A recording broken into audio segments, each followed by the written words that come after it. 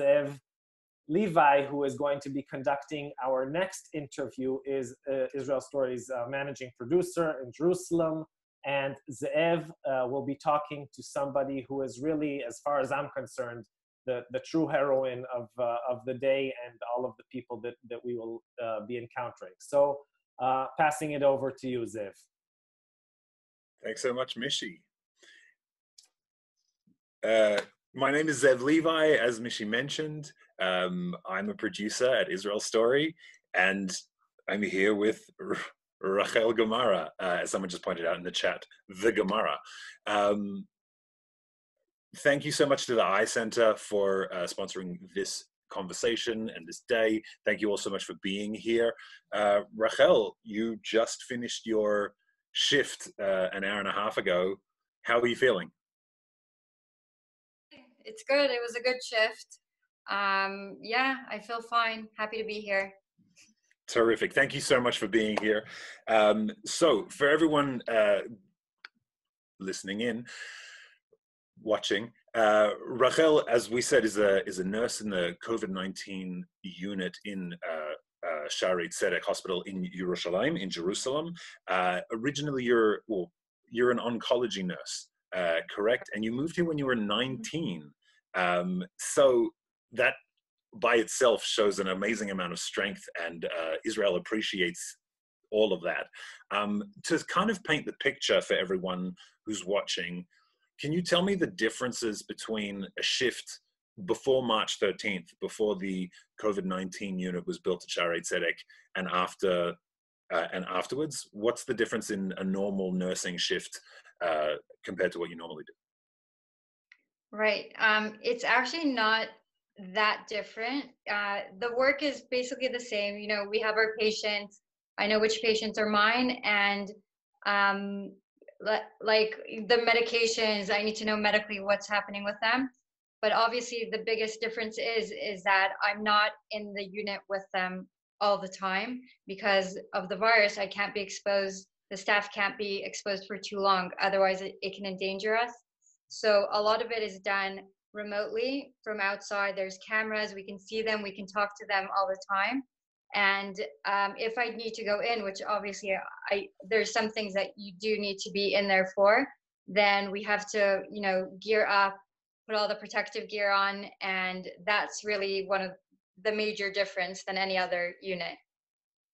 For sure. You mentioned in one of your Facebook posts that for everyone who hasn't heard of Rachel's name before, she's written these tremendously insightful Facebook posts about what the experience is of nursing in Israel at the moment and fighting COVID-19 really on the front line. And they are extremely, I find them extremely poetic in that you'll describe a scene of something that happened to you during a shift, and you'll tie that into the vision of Israel. There'll be a quote from Tanakh. Several of your Facebook posts have brought me to tears, which is not the case for most Facebook posts that I read. Do you think that anything in either your personal training or in Israel's history has prepared it uniquely for this particular fight?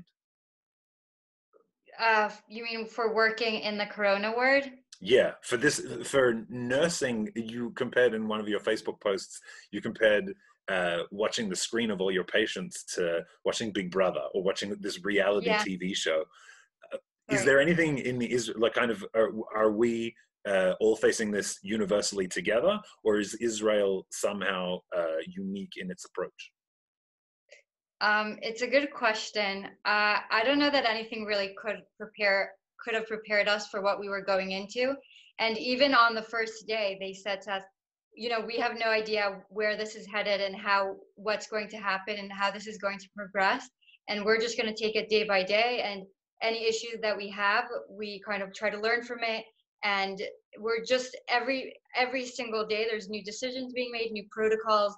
We're literally learning on the job and just working, changing things as we go along and just working as we go along.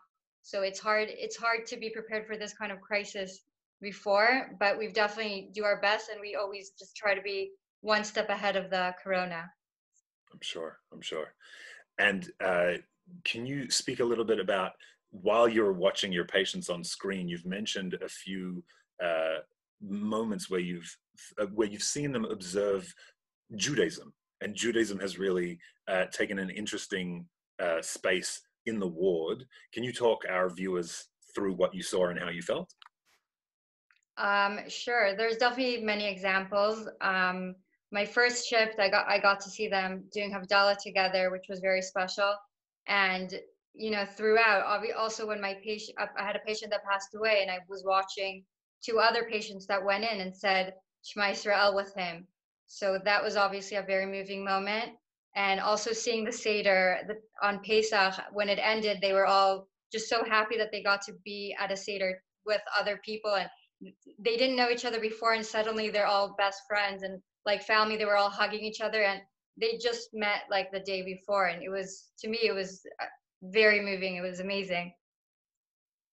So you personally, when you mentioned that this minyan that was davening in the COVID-19 ward, that was the only sanctioned minyan that was legally allowed to be in Israel.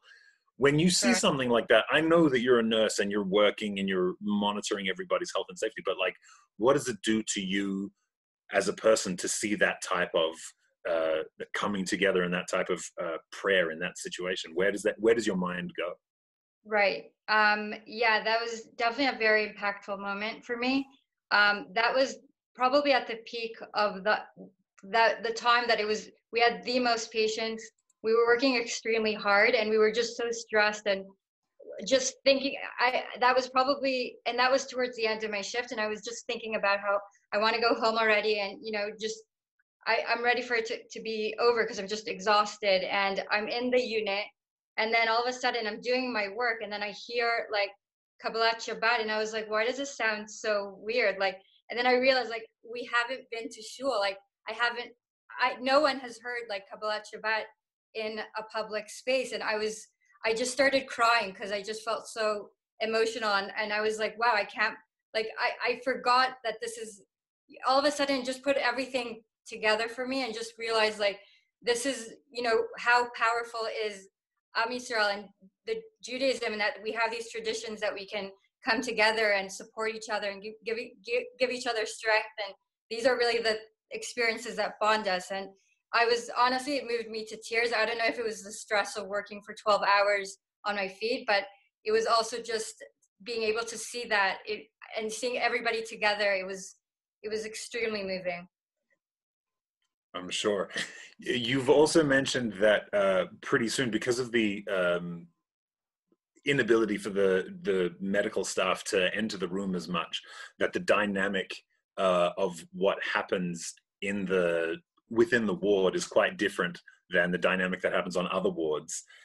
Just so that people understand the kind of what it's like to be in the room, what it's like to be on the ward. What roles have people taken upon themselves? Right. I could never have imagined this happening, but just as we started working, they kind of prepare us, you're not supposed to be in there for too long. And I was like, this doesn't make sense. Like, how are we supposed to take care of the patients? Like, I didn't understand it. And it really was kind of amazing. Without even asking them, they kind of took on roles by themselves.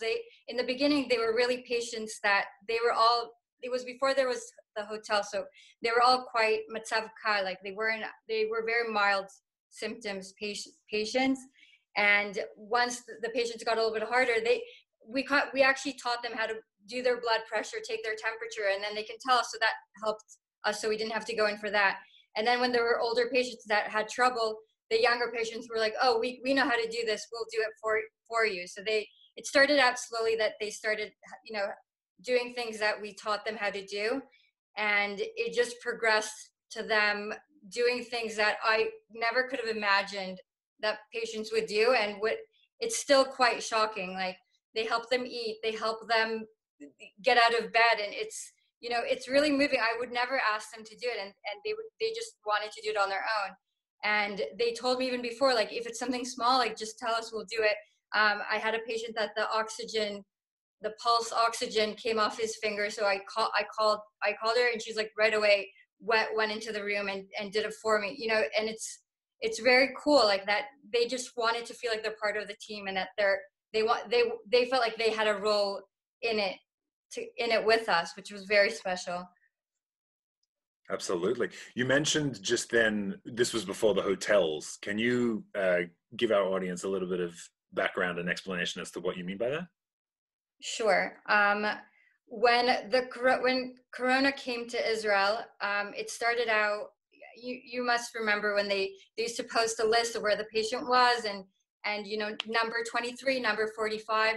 So when they started coming to the hospital, when I started, there was only 70 patients in Israel total. Like that was it. And so I don't know why I just blanked out on the hotels. Okay. Hotels, yeah, that's right. So then the Misrad Habriyut, the Israel Health Ministry, saw that, you know, there's going to be more and more patients. They already predicted it from before. You know, this is obviously spreading, and maybe to help the hospitals so that they don't have to take every Corona patient, because it's obviously not feasible. It's not realistic. It's not really necessary, because if they don't need a hospital bed, we should save those beds and those ventilators and for patients that actually really do need it and are going to need it. So they opened up hotels and kind of made them into like makeshift hospitals that are for easier patients. And they still take care of you there, and you know, they still do blood pressure, but they don't, it's not, you know, people who don't need a ventilator or oxygen, which is most of the Corona patients are quite mild. They don't need a hospital bed necessarily. So once the hotels opened up, because anyways they were empty, they were able to take the easier patients so that the hospital can have those beds for people who really do need them. That's great. That's lovely. And are there like doctors who kind of keep tabs on the hotels? Like when you say that, I'm envisioning literally an entire hotel full of people who are sick. How does that work?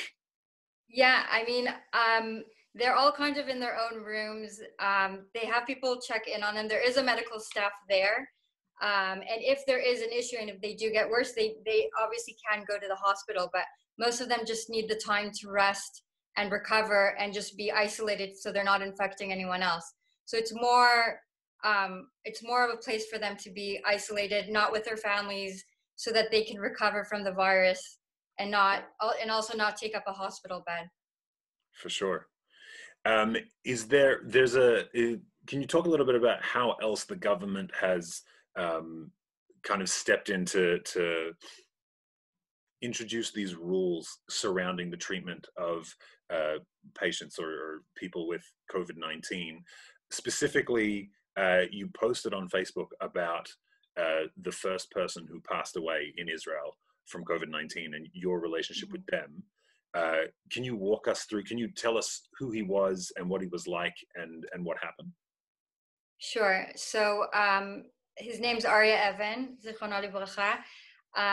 He arrived also, he was one of the first patients as well. And he came from an old age home where there was an outbreak, unfortunately. And he was a Holocaust survivor. And he was our first difficult patient. And we kind of knew that because of his age, because he had a medical background, you know, his chances of surviving were quite low. So, you know, we definitely had to keep an eye on him because, you know, this was at a time there hadn't been any death in Israel yet, and there hasn't been anyone ventilated, or it was really very much at the beginning. So when he came in, we knew right away that we really have to keep an eye on him. And we were so blessed that there were other patients there that wanted to help us and be there, be next to him. And they really became his family. They were always visiting him, and they helped through he didn't have a smartphone, so they would FaceTime his kids so that he would be able to talk to them. And it was incredible to watch. His breathing did get worse, and it got to a point that there was nothing medically that we could do because the virus was just too strong, and he was just too frail and weak. So we knew kind of where it was headed. And I was, you know, we just had to make sure that he's comfortable and that we can do everything so that he's in a, you know, the best state possible. He passed away peacefully on Friday night as the other patients were having their Friday night dinner. And then they heard the monitor beeping, and they were going in and out all the time, but right at that moment they heard the monitor beeping and they rushed in. And they even though they don't have any medical background, this is not their job, they could sense something was going on. And they knew right away that these were his last breath, and they were really there to comfort him, and they held his hand, and you know, they were really there like his family. And then obviously like the staff went in as well, and yeah, and then to take really they gave us a protocol how to take care, what we're supposed to do with how we're supposed to deal with these patients when they pass away. And I was reading it. I think I was probably the first person in Israel to implement this protocol because it's never been used. And even after I read it, after this death, they even added things and changed it because they saw that things were missing because of things that you know, the issues that I had that they couldn't have predicted before. So yeah, it's done. I've worked in oncology, like with palliative patients. I've taken care of a lot of dying patients. So, you know, I thought, you know, this is, you know, this isn't going to be hard for me. Like, I've done this before. I know the process, but it was completely different. And it was heartbreaking for me. It's done very differently. And also the most significant part was to know that he's not going to have a proper tahara, because it would just be too risky for the Chaver Kadisha.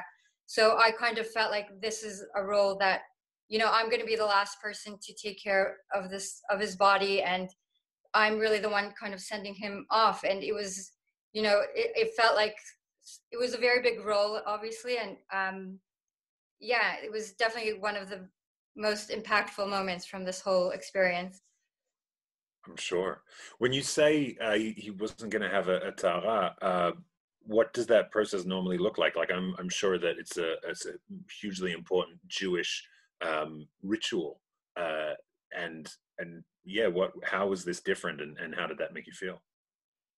It was really difficult because, I mean, I don't know all the entire process, what happens with the Chaver Kadisha, because a lot of it's very private and it's not something that I'm so familiar with. But I do know that it is a process. They do prepare the body for burial, and it is a whole like Jewish ritual, and it's a holy thing. And for me, the thought that somebody who survived the Holocaust and went through so much, that's going to be cheated away from this, it felt so unfair. And you know, it kind of put into perspective what the corona, you know, it's not enough they're just taking away lives, they're also taking away these Jewish traditions that are so important. And it was like a whole other aspect that I wasn't prepared to deal with.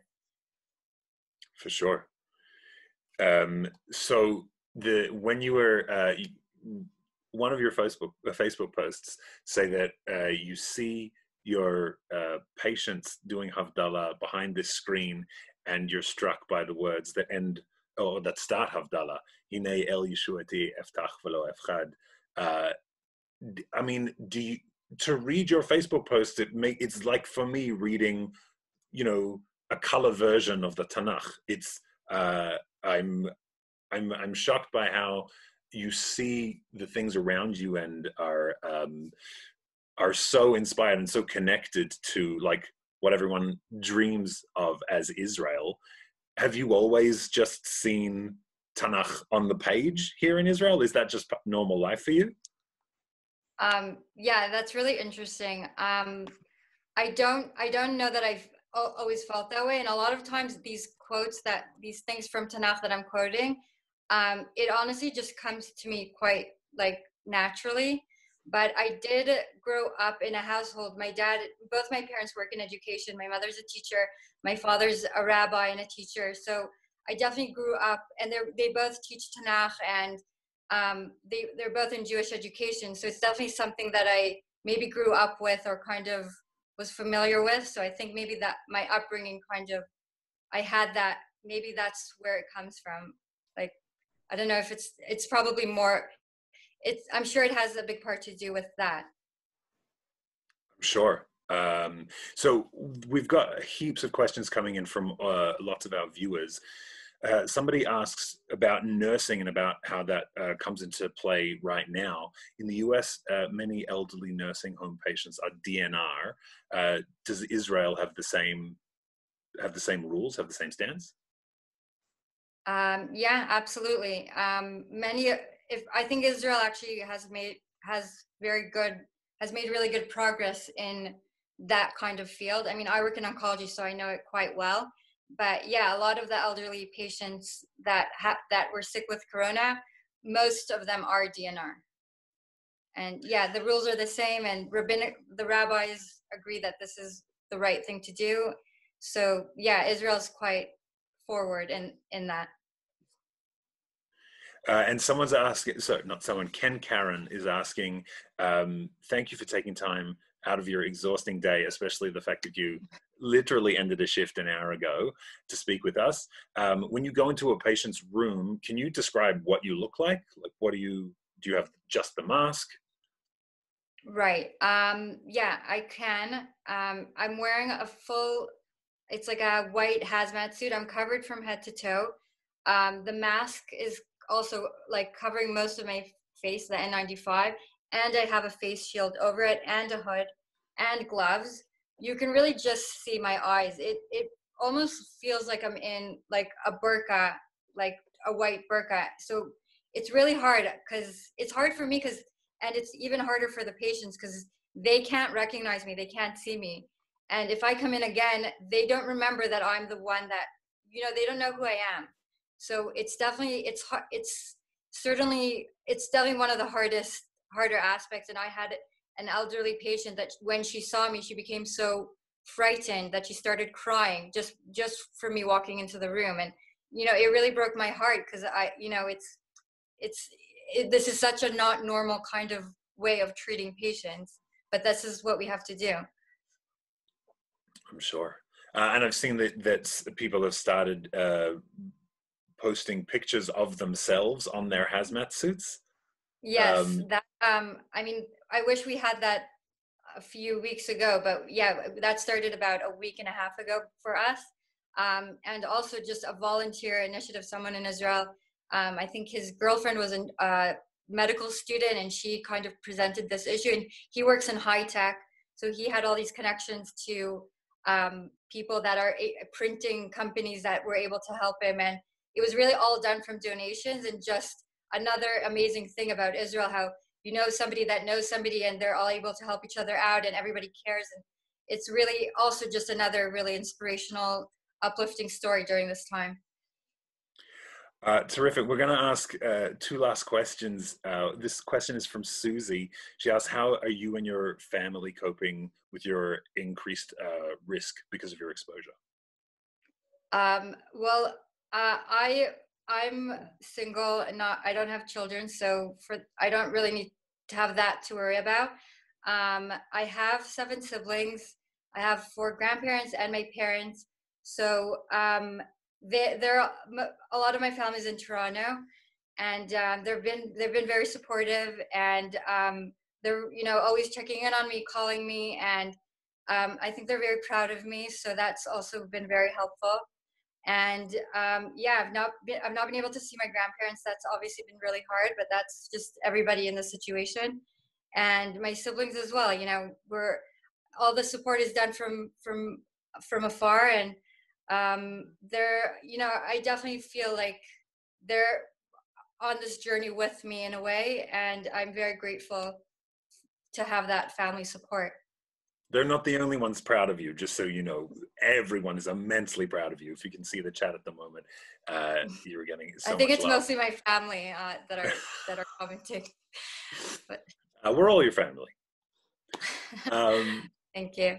And so my last question is, I mean, today's Yom HaAtzmaut, and simultaneously there are lots of people gathering together and having parties and ignoring certain decrees, and simultaneously it's Yom Ha'atzmaut. It's the celebration of the days, the state's creation.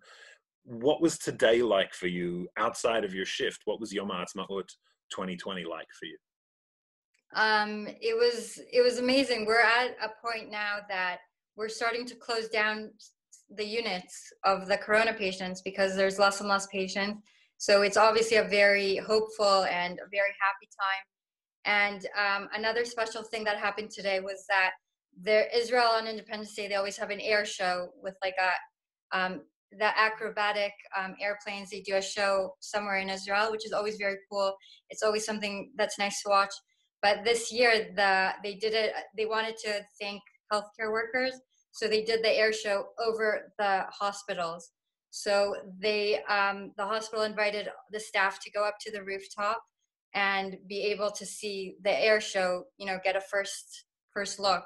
And it was really cool. It was really amazing. I really love these air shows. So for me also, it made me super emotional. Just, every little thing now makes me emotional, but seeing that air show and knowing that, the entire country is really behind us and they really appreciate what we're doing.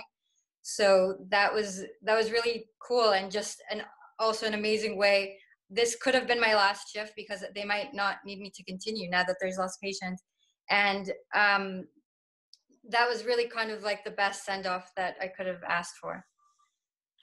Amazing. Well, Israel is so proud of you. Every Israeli is so proud of you. All the people from all around the world who are watching are so proud of you. Thank you so, so much. Thank you for taking the time.